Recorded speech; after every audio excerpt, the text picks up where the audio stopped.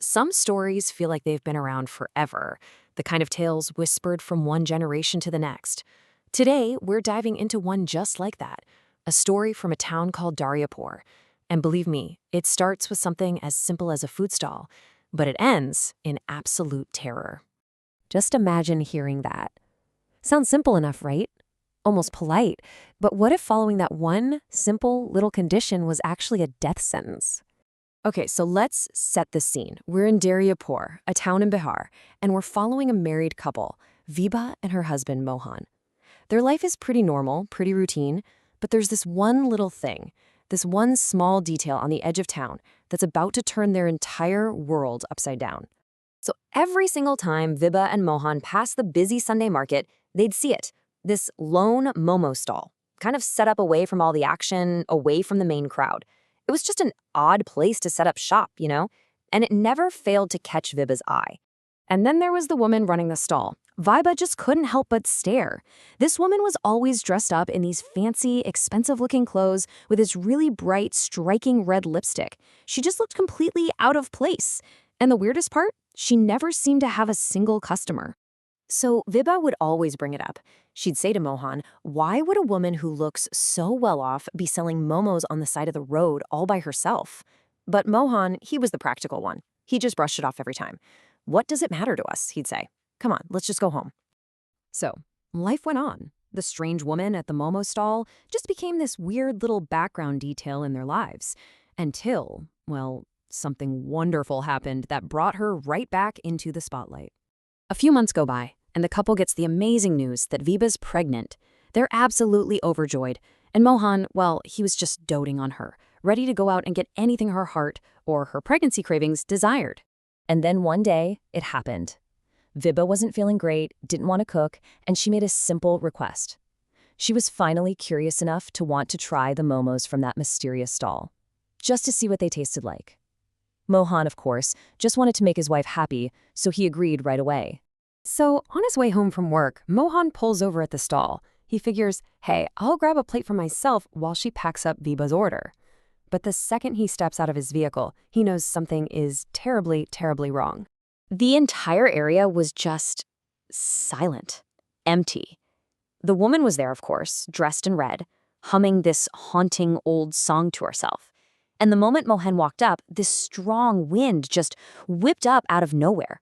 He pulls out his phone to check the time, and nothing. No signal.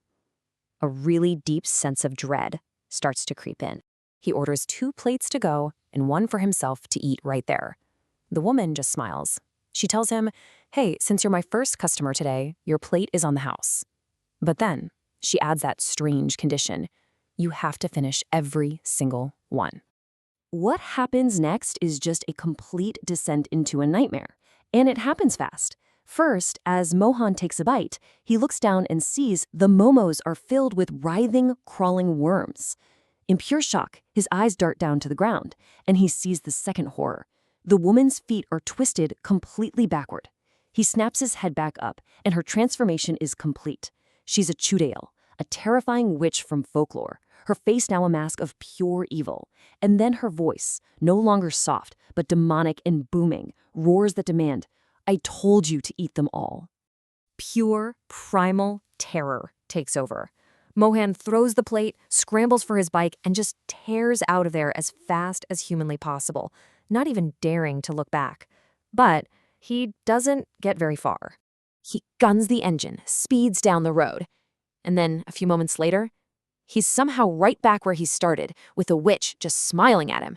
He tries again, panicking, takes a different turn, but same result. He loops right back to the stall. He is trapped, crying, terrified. He makes one last desperate attempt. He just closes his eyes and rides blindly, praying he can break free. And as he's desperately trying to get away, the witch's mocking voice is just echoing in his ears, offering him the packed momos for Viva. The taunt is crystal clear. You are not getting away from me. And miraculously, it works. He breaks the loop and flags down 2 police officers just screaming his head off about the witch, the worms, everything. But the cops, they're skeptical. They smell the fear on him, and they just assume he's drunk, rambling absolute nonsense. So, to prove he's not crazy, a frantic Mohan convinces the police to follow him back to the spot. But when they get there, there's nothing. No stall, no woman, not even a mark on the ground. It's like it never existed. And just like that, Mohan's story completely falls apart. At this point, Mohan is just a broken man, probably questioning his own sanity. The police, they see how traumatized he is, and they take pity on him. They decide to just give him a ride home. He thinks the nightmare is finally over. He could not be more wrong. He stumbles through his front door and just collapses into Viva's arms, sobbing, recounting the whole horrifying story. Viva is terrified for him, and she comforts him, telling him to go wash up while she gets them something to eat. For a second, there's a moment of safety, a moment of peace.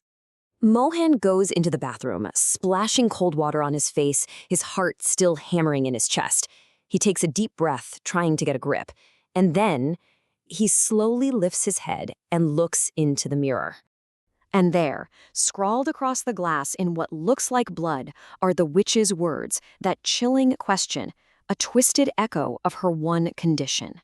He realizes the horrifying truth in that instant. The curse wasn't at the stall, it followed him home. In that exact moment, Mohan's gaze drops from the mirror to the floor of his own home, and he sees Vipa, lifeless. The shock is just too much. He clutches his chest, suffers a massive heart attack, and dies right there on the spot. Far away, the witch's laughter echoes into the night.